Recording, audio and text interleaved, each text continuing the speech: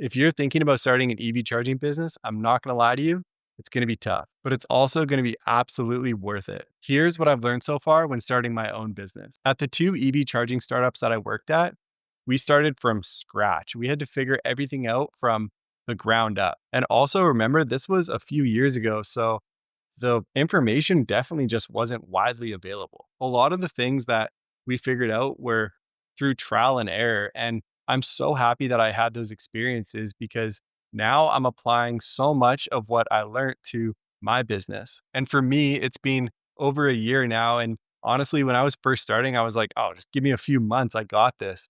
It's going to take off in no time. But things take time, right? Like even just little things take a lot of time, building a website, getting everything set up, reaching out, strategizing, thinking about your plan and what you want to do and the impact that you're going to have and how you're going to make money. And if I'm totally honest, I thought about doing this for long before I started. It took me a long time to actually get going. I probably had some form of this idea for like 2 years before I even registered the business. There was so much planning and I was bouncing ideas off people. And that's one thing I'm going to say. If you're starting your own business, your own EV charging business, or really any business, keep your cards close to your vest at first. Because when you're in the ideation stage or you're just kind of getting the ideas flowing, you're so vulnerable. So if someone that I value their opinion, if I tell them my ideas or something I'm excited about and they shoot it down, it just kills the vibe for me. It'll destroy the idea. It's your vision. And you just got to hold on to that vision and just protect that by all means necessary. Don't let anybody get into your head and change the ideas about what you can see because you're the only one that can see it. That's why it's your vision. If you're getting started and you try different things and you change lanes a little bit or shift direction, then I think that's what you're supposed to do. You're supposed to put things out there and get the feedback and adapt. I know that usually when you try different things, then good things will happen. If you kind of go towards the fear, then usually on the other side of fear is the good things. I like fear. I don't know. I like adrenaline. And I love the feeling of being creative. So if you're starting your own EV charging business, when you're coming up with the ideas, maybe the name or the branding or different spots that you could put the chargers at or how much money you could make, like those feelings of building and creating, it's the best feeling in the world. And some people are scared of failure. They have this association with things not working out being a reflection on like who they are as a person and them not being good enough or them being like a failure. I've never had that idea. I don't care about being wrong or making mistakes. To me, that's actually how you learn. If you make mistakes, I'm like, oh, perfect. Now I know. I used to have this boss that would say, I never lose. I either win or I learn. And that one stuck with me so hard because it's like, he's right. If you make a mistake or if it fails, then now you know what not to do. And that's really only the way you get better. You just have to try things and test it out, figure it out. If it doesn't work out, then you take that information, learn, you get better. I have way more respect for people that try scary things and fail than ones that don't try at all and live in their own perceived little perfect world. Okay, so what are some of the things that you should do if you're really just getting started with your EV charging business? Like you're in the early days, you're kind of still in the ideation phase. Well, first, I'm not trying to self promote or anything, but watch all my videos. There's probably tons of information that will lay the foundation and give you just an idea of the concept of an EV charging business and how it all works. But I'm not that great. I'm not the answer to everything. There's a lot more that you'll have to do. And I'd probably say the next thing to do is just start reaching out to different EV charging companies or electricians. If you go straight to the source, they're usually willing to help and you could be a future client for them. So they'll usually be willing to put the time in and at least teach you the fundamentals and give you a base knowledge of how it all works. And that way you can kind of start building relationships and getting some pricing because like any business, a lot of the barrier to entry is going to be, well, how much is this thing going to cost me, right? So you'll get an idea of how much it's going to cost for the chargers and the software and talk to electricians because electricians are going to be they're going to hold the key on the most expensive part, and that's the install. And if you're willing, I'd highly recommend joining the Discord chat below and talking to other entrepreneurs that are already in the process or maybe at different stages in the game of starting their own EV charging businesses. So you could bounce some ideas off them and get some advice. And I also have these packages of success for entrepreneurs and also condo buildings that have a ton of gold information in there that are in the links below. I'm sure you already have a place where you keep all your ideas, but track it all, put your ideas in there, note it all down with the dates and everything. And before you know it, with enough time, if you keep your mindset focused on this, you'll look back and be like, oh, I forgot about this idea. Maybe this will work with this piece. Like it's like a big spider web and it all just kind of comes together. And I still believe you learn so much more from talking to real people than you do watching videos or talking to AI. And I'm not trying to downplay or hurt my own channel. Please keep watching my videos. But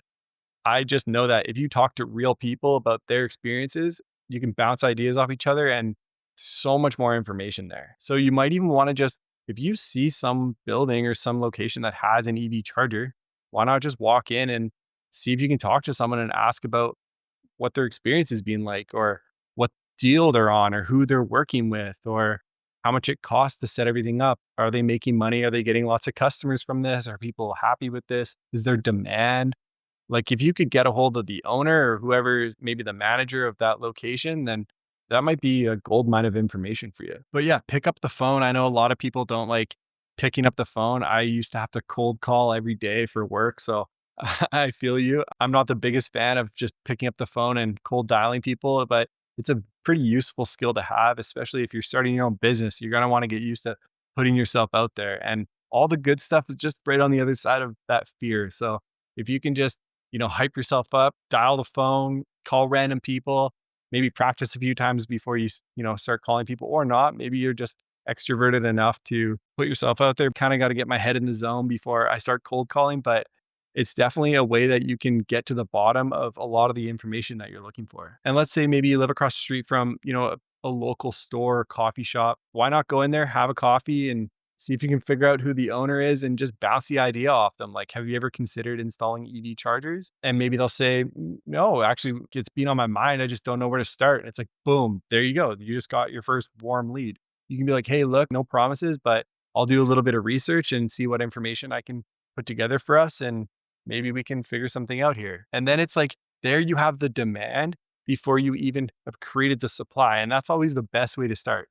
If you know that somebody already wants something for you, then all you got to do is go get it rather than having to get it first. And then you got to find people who to sell it to. That's way harder. So if you can create demand before you have the supply, beautiful. And some people might be like, oh, but then what happens if they need it like right away? You can always buy time, especially with EV charging projects. These things take a while. So if you have someone that is interested in EV charging, you could create your company, come up with some really light branding or get your ideas going. I mean, you don't want to, please don't lie to anybody, but you can kind of buy time and say, yeah, I'm still getting everything set up. We're still in our infancy, but let me get back to you in a certain amount of time with this information that you're looking for, and maybe we can set something up. And in the meantime, talk to electricians, find suppliers, ask as many questions as you can. You always want to make sure you under promise and over deliver. And what that means from a sales perspective is you don't want to promise the world and then fall short. You always want to undershoot the job you're going to do and then come through and blow their minds with way better service or way better value than they actually thought you were going to do. If you talk a big game and then fall short, that's not going to look good on your reputation. And I know there's not a whole lot of information out there on EV charging. It's one of the reasons why I started this channel, but there is a little bit. You might have to read, which isn't that fun, but if you go on these EV charging websites, there's lots of information you can read through. And I know it's a little bit confusing. So I am here if you do want to chat or if you do want to have a video call, I can definitely help you out. And the ones that are brave enough to go first are usually the ones that reap the biggest rewards. But do your research, know what you're working with, figure out the demand in your area. There's areas that are in the States that will have lower demand for EV charging than places like where I live, where there's a super high demand for EV charging. So know your market before you start investing a bunch of money. But with time, this is all going to start ramping up. I think they say 2 years ago, 1 in 10 cars that were sold were electric. And now, at least where I live, it's 1 in 5. So that means it doubled in 2 years. And it's projected to do the same over the next 2 years. So EV charging over the next 15 years will be half the size of the video game industry. And 15 years, like 15 years, not that far away. COVID was 5 years ago. That felt like yesterday. Now, fewer and fewer automakers are investing money into gas technology for their cars and more to electric technology. I think every single automaker has their own electric car at this point. And this thing is just, it's growing. So this is definitely promising. I'm super excited about it, obviously. And I think you could be too. You should be too. And this might be a good business to get started for yourself. Good.